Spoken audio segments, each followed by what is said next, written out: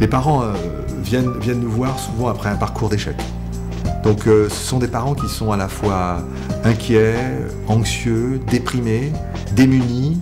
Et finalement, il faut donc leur expliquer un certain nombre de choses, leur donner un certain nombre de bases de connaissances qu'ils ont entendues ou qui n'ont pas forcément bien compris.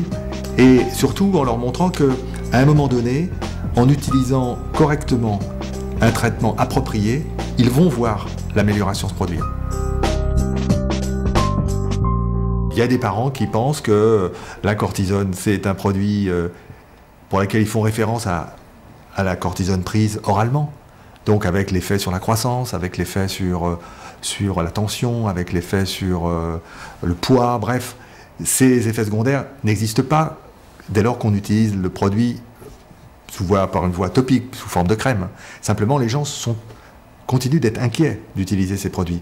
Et donc, à nous d'essayer de comprendre pourquoi ils croient que la cortisone est finalement un poison, et de leur apporter au contraire des réponses qui leur démontreront que finalement c'est quelque chose d'extrêmement utile dans la prise en charge de leur enfant. C'est que vous allez utiliser le produit largement pendant quelques jours, et puis quand il n'y aura plus de rougeur, vous arrêterez de l'utiliser. Vous utiliserez seulement la crème émolliente. D'accord.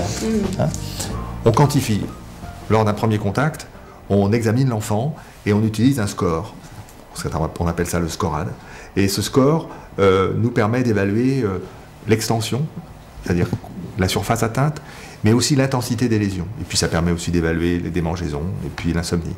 Notre objectif, c'est de faire en sorte que ce scorade, on le diminue, qu'on le divise par 2 ou par 3, en 3 semaines, 1 mois, et là les gens comprennent que finalement, dans le traitement qu'ils ont appliqué, il s'est produit, ils ont obtenu un effet, et ils comprennent pourquoi ils ont obtenu cet effet.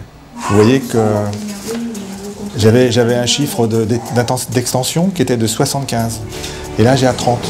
Donc là, si vous voulez, on a quand même gagné un peu plus de la moitié. Ce qu'on voudrait qu'il se passe, c'est aboutir à, quand Maxence aura 18 mois, si vous voulez, à ce qu'il soit le moins gêné possible par son eczéma. Et peut-être, et on peut l'espérer, que celui-ci disparaisse à partir de l'âge de 2 ans.